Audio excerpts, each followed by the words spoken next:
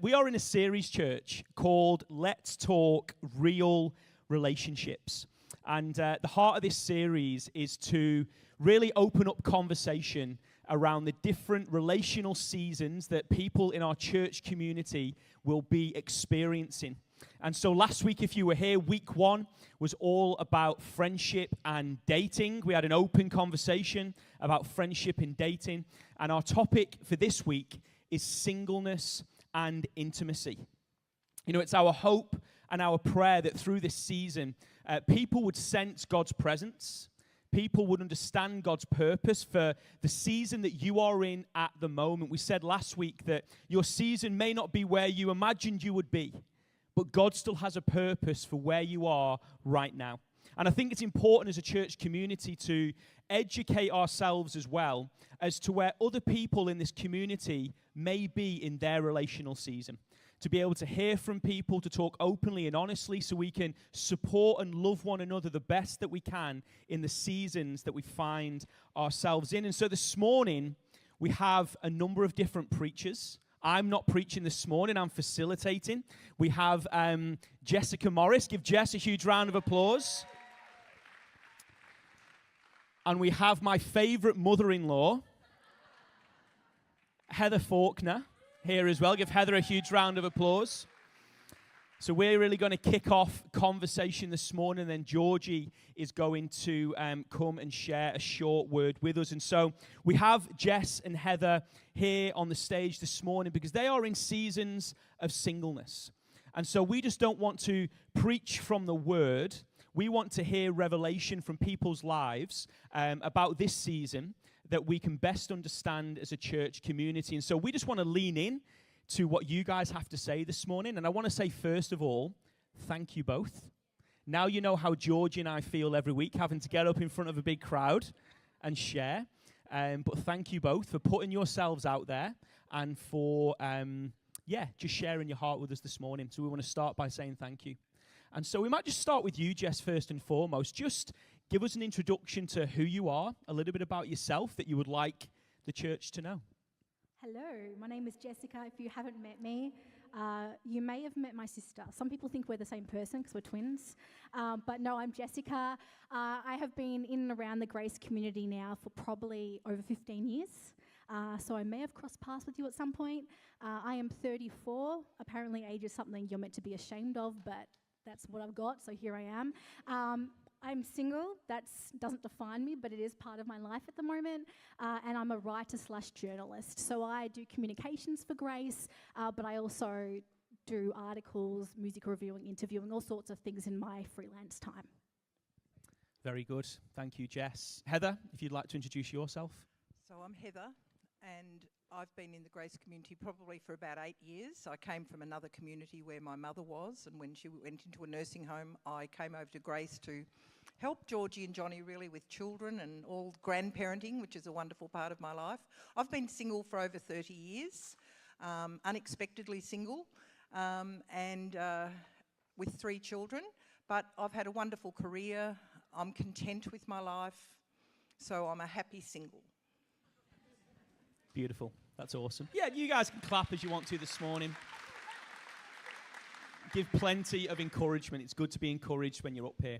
And so just give us some insight as to what does church community and meaningful relationship look like for you both in your season of life? Okay. I think acceptance that I've come into a community and I'm single. I think that being tolerant of us and me and my shortcomings, my failings, all that sort of thing, and looking for a community that's non-judgmental of my situation. I think that really, sums it up. I have got another word here. Oh yes, you're very vulnerable, I think. You're very vulnerable, and so you're very sensitive to words. So I always say be careful with your words because they can harm. My church journey has been colourful, which people who probably have known me for a while know that. But for me, coming to a church and belonging to a Christian community, it means being known by people who know me, who I can trust, who see me as I am. So it's not about relationship status, career, age, location, knowing that I travel a bit. It's about going that you have a place at this table whenever you are here and we see you for who you are. Yeah, and I think my small group has actually, for me, become one of the greatest places where that happens. I think in previous years and culturally, it's really easy for singles and couples in different age groups to divide up, understandably because of life stage. But in the last couple of years, we've sort of started to shift that, and my small group is now sort of people in their probably like late 20s to maybe in early 40s, but we are everywhere from singles to couples who like one believes in Jesus, one doesn't. And so it's actually really nice because our commonality is God and the fact that we're friends. And that's been really life-changing for me. That's awesome. Hey, would you be open to sharing with us this morning something that you wish the church knew about singleness? I know that's a deep, open-ended question. Yeah, but what's the something that you'd love to share with the church that they could know about singleness? That I'm not looking for a husband. And I'm not there to steal your husband. That's the thing. We are not out to try and steal your husbands, to be clear, guys, okay? It's not a thing, Chris. And I'd like you to know that we're not a dysfunctional family because we've only got one parent. I think... So being included, whatever it might be, even if you're going to have an odd number at the table, that doesn't matter. That if you want somebody because they're fun or they're good conversationalists or whatever, just the fact that they haven't got a partner isn't going to make or break your dinner party or your barbecue or whatever. And small group, I think I couldn't agree more with what Jess had to say about small group. I think that's where the intimacy side of relationships is fostered and grows and becomes a really pivotal part of our life, or my life, because I've now formed wonderful friendships with ladies that are influential and I feel close to, I can trust, and all that. So small group for me has been a really pivotal part of me feeling part of the church, part of this community, and not being lonely, and all of that. Can you repeat the question again? I have my answer, but I just want to be clear. What is something you wish the church knew about singleness? Oh, that's right. Okay, so I culled down my list. That's about me, not about you. My main thing is just that it's important that we see anyone as a whole person. So I'm single, so see me as a whole person, but I mean anyone in any life stage is a whole person. They don't need a spouse, they don't need kids. No matter what their age is, they are a whole person. And the moment we sort of shift our mindset to that, it goes from feeling awkward around people, like maybe I can't relate to them because we're in a different life stage, to going, oh, we have commonalities here because one, we probably believe the same thing, but two, we have similar values in other things, and I can ask about those things. And so once you see us as whole people, as anyone, as a whole person, to be clear, not just single people, it shifts things. It makes it easier to include us. I understand wanting to relate to people in the same life season, essential, right? But when you have capacity and you have friends who are maybe in a different life season, invite them to the party.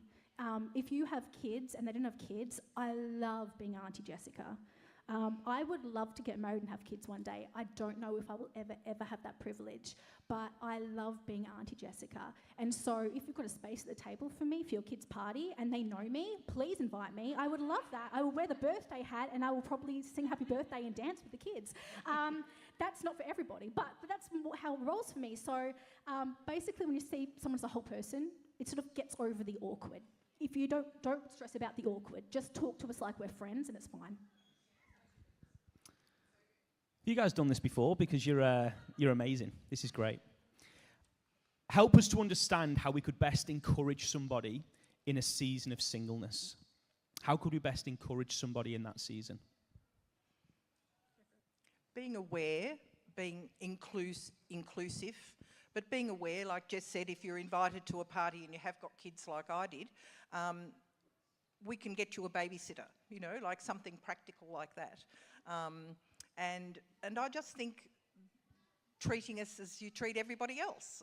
It's just being, we want to be the same. We want to be just us. I'm Heather, this is Jess, and we're not defined by our relationship status.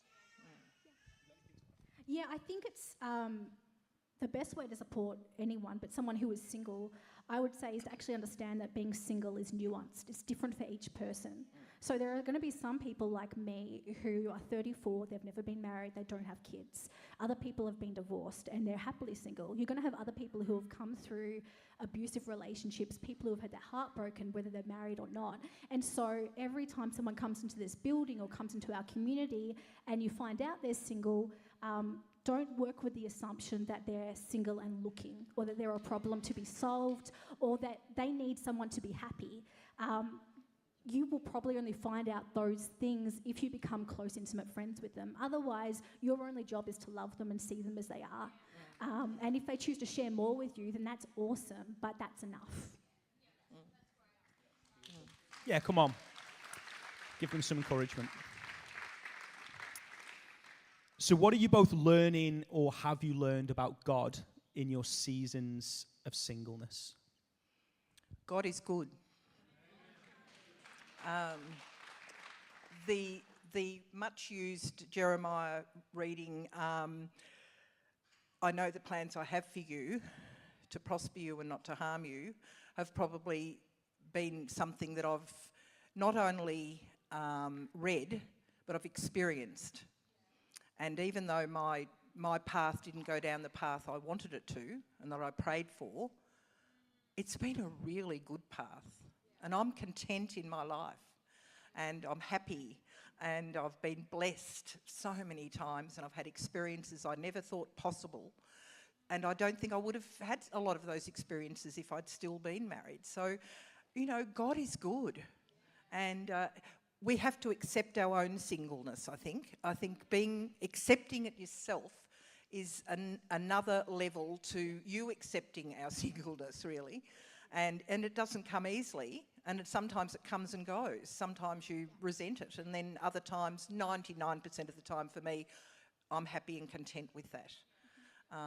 And so I just want to say God is good.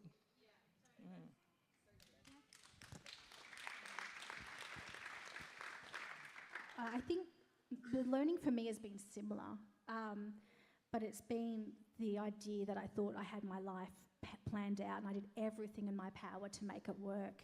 And God said, that's not the plan that I had for you. I've got something better. I didn't always believe it. I argued with him about it a lot. But what I realised was by wrestling with those hard things and those disappointments and actually grieving the things that I may or may not have, God actually, he's open to that, and he actually showed me that he's kinder and more gentle and more good than I could ever know. And so I hold on to actually the promise from Psalm 23:6. It actually says, your goodness and your mercy will follow me all the days of my life. And I hold on to that knowing that if I would, one day I'd like to get married. If I do, that'll count. If I don't, I will still have goodness and mercy following me. My life is still significant and beautiful and holds so much meaning. And I love that. Could I just say there, Absolutely. with the God has a plan for you, I believe that God had a plan for me to be married and have children and to be together forever. But humankind and humanness comes into play here, and circumstances happen that changes that path. So then it's a matter of navigating that new path that God's got for you, because he's got a plan B. And that's been really something that I've been very thankful for. So encouraging. God's grace, hey? Yep. God's grace over our lives. If you guys could share an encouragement to other people who are in a season of singleness in the church at the moment, what would it be? No, you can. So I've got two parts to this really quick. Okay, thank you, Jonny. My first one is actually for parents or guardians or grandparents who have children who are currently single and are adults. Purely because I have fallen into this category and still, well, underneath this, obviously, and my parents have had to navigate that with me. The fact that I don't have a partner, the fact that they may never get grandchildren. And so the first thing that I would say to you is if you have a child who is single and you're like, why aren't you with someone yet? Why haven't you found someone? Why aren't you putting yourself out there more? Can I ask you to please take a breath? I know that you love your children with all your heart. I know that you want the best thing for them, but you pushing them is actually, it's actually going to probably likely increase the shame factor. I know for me, it has taken me many, many, many years to actually talk about relationships, to talk about openness, to even tell my parents that I like someone.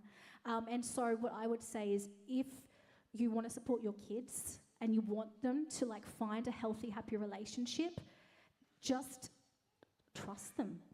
Prompt them if you need to. Say, would you be comfortable talking about this? But if they shut you down, let them shut you down. That's fine. You never know. They might be on online dating. You've got no idea. Wait, seriously, I put on online dating. I don't tell my parents. They now know.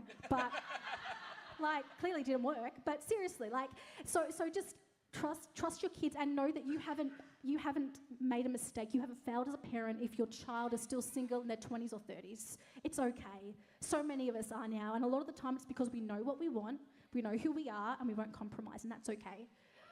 Second part, really quick. For the singles in the room, you are not broken. Whatever you are as a single, whether you are looking, whether you are interested, whether you want to be single, whether you're called to celibacy, it's okay. You're you. Embrace it. I know it's not always easy because we live in a culture that I like in the church, Western church, where we sort of have made marriage an idol, like it's the supremeness of spirituality, but it's not. If you know God, trust your gut, the Spirit, I mean by that, and be brave. Whatever that looks like in your life, be brave. Sorry, I'm good now. In our family, we've always had a saying, and the saying is, don't be anxious over something that might never happen, and don't be anxious over something you can't change, that you don't have any influence over.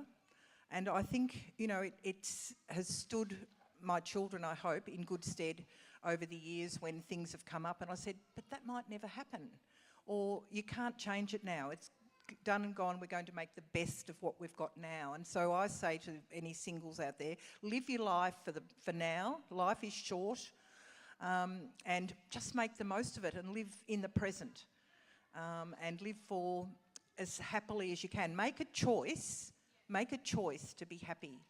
Make a choice to be content with what you have now, because we don't know what the future holds. So, yeah, that's it. It's beautiful. Such wise, heartfelt, vulnerable words that you've shared this morning. Do either of you have anything final that you'd like to share with the church in this area? Jess, Can I say go something for really, it. really quick? Absolutely. Please don't matchmake us, not just us, but any single person in this room or who Let's walks into this room. just talk about that. Are there any one-liners that aren't helpful for single people? Can you just be open with us this morning about the one-liners that you might get in that area? Okay, so I'm saying this, and I'm not saying this to condemn or judge anyone, okay? This is very general. When people approach and they try to help, I imagine either of us or any single find a relationship or find happiness, they do it well-meaningly, okay? So if people have come and said these things to me, they mean them well. But dear God, do not say to me, did you see that new single guy who came into the church? I definitely saw him. I do not want to talk about it with you, okay? Seriously. Number two, don't just assume, okay, hang on. Don't give me marriage advice.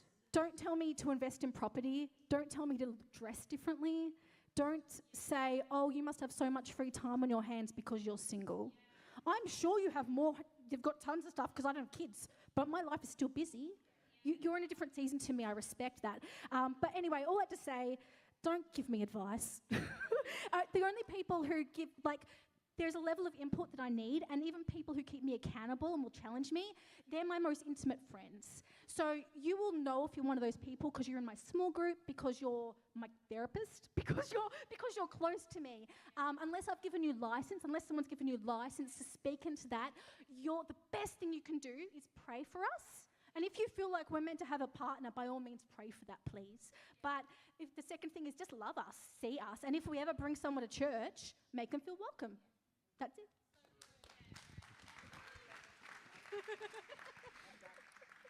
You guys are amazing. Thank you so much for your vulnerability. Thank you for your honesty.